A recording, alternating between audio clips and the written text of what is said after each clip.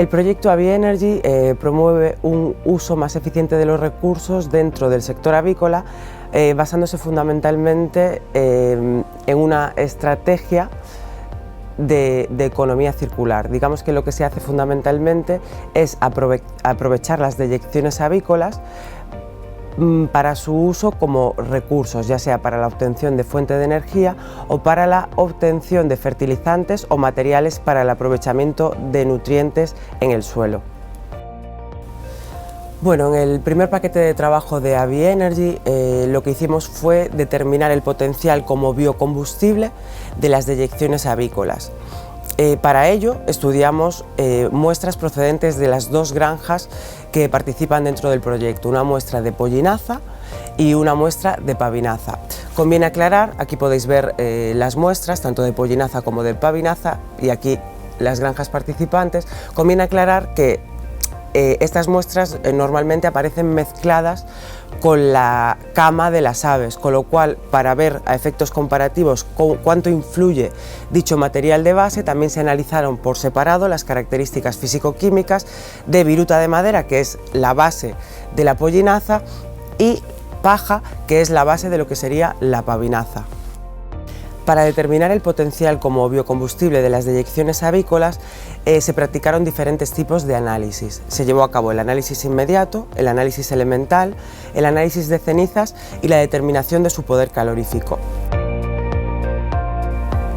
En el análisis inmediato se determina el contenido en humedad, volátiles, cenizas y carbono fijo de las muestras. En este caso, resaltamos fundamentalmente los datos de humedad y cenizas, que son los que nos parecen más remarcables. Aquí podéis ver los valores obtenidos con pavinaza, pollinaza, las dos bases, que serían paja y virutas de madera, y a efectos comparativos hemos añadido valores análogos de astillas de pino, que es un material ampliamente empleado en lo que serían los procesos de combustión. ¿Qué destaca aquí? Pues efectivamente el elevado contenido en humedad y cenizas de las deyecciones avícolas con respecto tanto a los materiales de base como al combustible de referencia. ¿Qué nos dice esto? Pues fundamentalmente que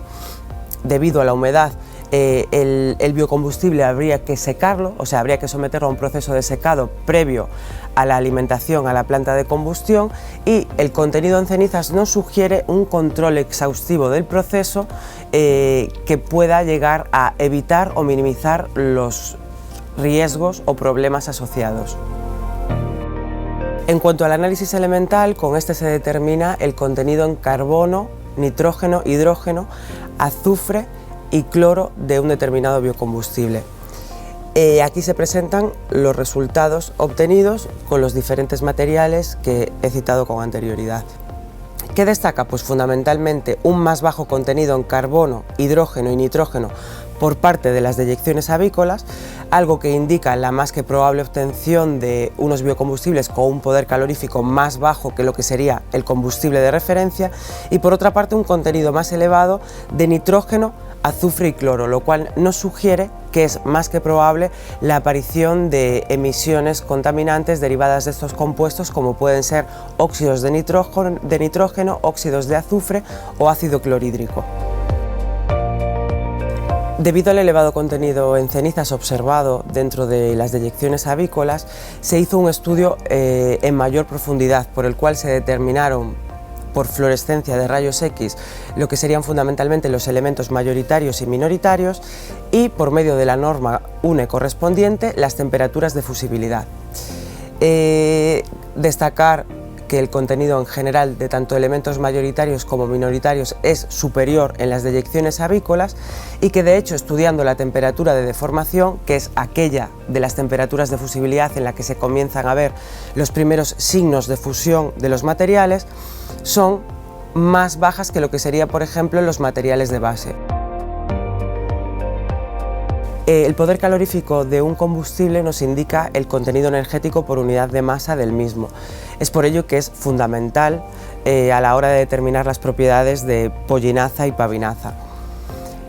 El poder calorífico se determinó mediante una bomba calorimétrica, y en este gráfico se pueden observar los valores de poder calorífico superior e inferior en base seca y del poder calorífico inferior en base húmeda. debido al contenido en humedad que se ha relatado con anterioridad de pollinaza y pavinaza, como es lógico, el poder calorífico inferior en base húmeda es sensiblemente inferior a lo que serían tanto los materiales de base como el combustible de referencia. Sin embargo, observamos que al secar el material, lo cierto es que se obtienen valores mucho más próximos y por tanto que indican un poder calorífico moderadamente alto que podría resultar válido para los procesos de combustión. Las conclusiones de la caracterización físico-química previa de los combustibles nos indican fundamentalmente que, en primer lugar, que presentan un alto contenido en humedad, lo que sugiere la necesidad de un proceso de secado previo, un alto contenido en cenizas, lo que sugiere un control exhaustivo del proceso de combustión, y por otra parte un elevado contenido en nitrógeno, azufre y cloro, que sugiere un control exhaustivo de las emisiones contaminantes que puedan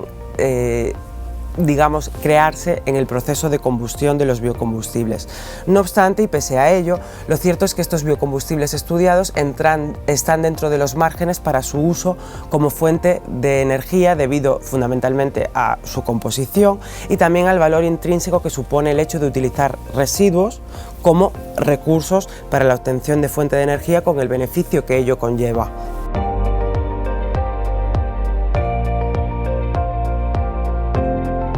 Tras las pruebas de secado y la caracterización físico-química, en esta parte del proyecto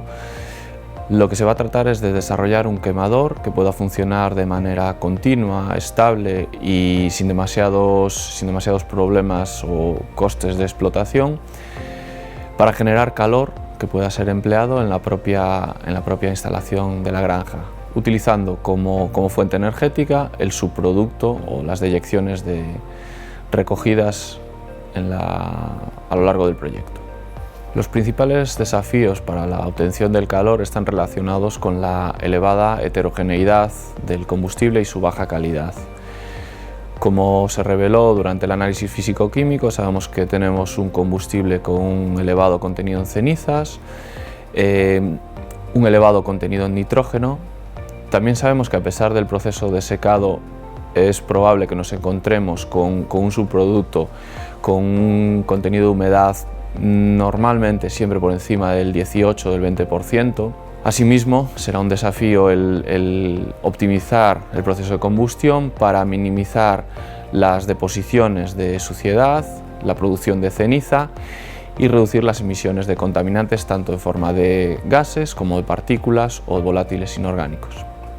Como parte de la dificultad que vamos a tener en el proceso de combustión, basta fijarse en el material de la cama, el material base. En algunos casos trabajaremos con viruta de madera, que es un producto, un resto de biomasa de buena calidad, pero en otros incluso estaremos utilizando, por ejemplo, paja, que ya es un compuesto que es difícil de quemar en condiciones habituales sin estar mezclado con eyecciones, ¿no? El primer problema nos lo encontramos en el sistema de suministro de combustible, en la tolva. Es necesario diseñar algún tipo de sistema que evite la formación de bóvedas y permita la alimentación continua de un combustible que tiene muy baja densidad a granel. Estamos hablando de un combustible de entre 180 a 200 kilogramos por metro cúbico, que es muy heterogéneo, en el que se forman costras que es necesario romper para conseguir suministrarlo al sistema de alimentación, al tornillo sin fin. Como se puede ver en la imagen, en el fondo de la tolva tenemos un mecanismo que es capaz que está engarzado con el tornillo sin fin de alimentación, y en cada empuje del tornillo sin fin generamos una vibración y un rascado del fondo de la tolva, de modo que se va mezclando y distribuyendo el combustible para evitar la formación de bóvedas.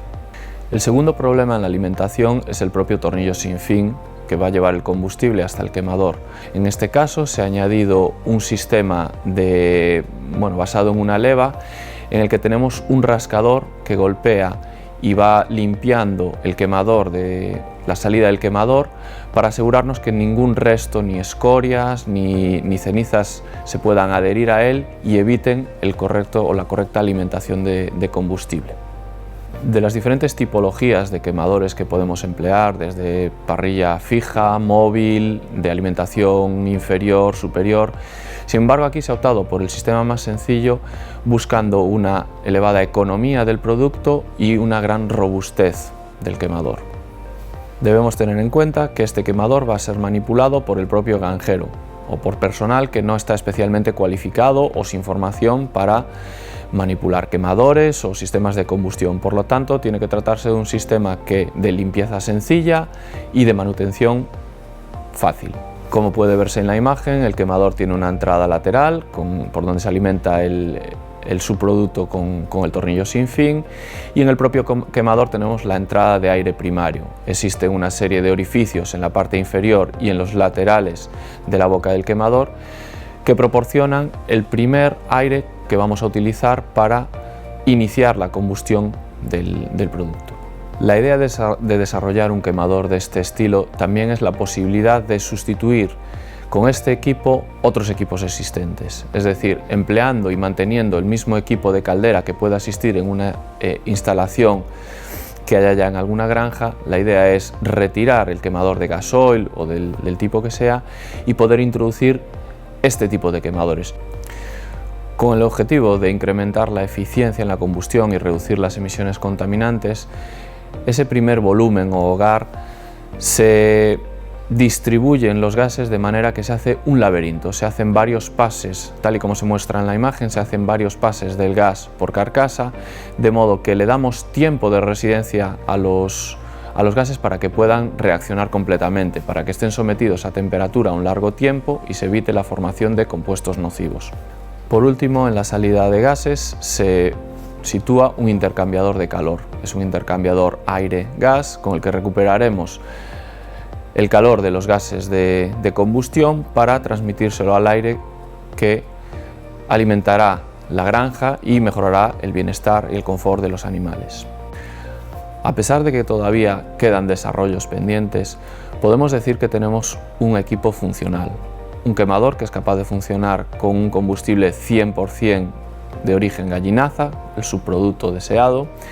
un quemador que es capaz de alimentar un combustible húmedo sin problemas de atascos ni en la tolva ni en el tornillo sin fin, que es capaz de adaptarse a transitorios, es decir, puede utilizar pellet de madera en los arranques si es necesario para elevar la temperatura del sistema,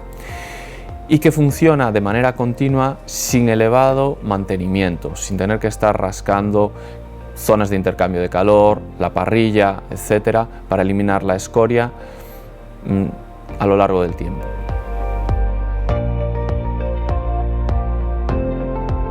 Dentro del paquete 4 del proyecto AviEnergy, lo que se hizo fue fundamentalmente estudiar la recuperación de la energía contenida en las deyecciones de partida para la obtención de calor y de electricidad. El banco de microcogeneración que empleamos dentro del proyecto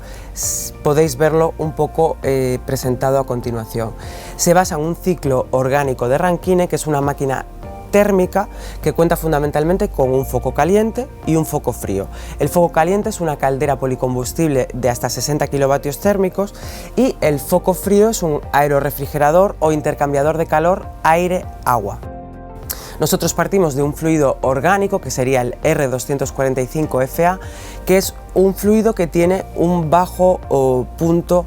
de ebullición. Entonces, en este caso lo que hacemos es que este líquido que se encuentra presurizado pasa por un precalentador donde se calienta levemente y pasa a un evaporador que se calienta por acción del agua caliente que viene de la caldera. Este fluido evaporado pasa a un expansor que está acoplado a un generador y se produce energía eléctrica, para a continuación dicho refrigerante pasar de nuevo por el precalentador donde cede un poco de calor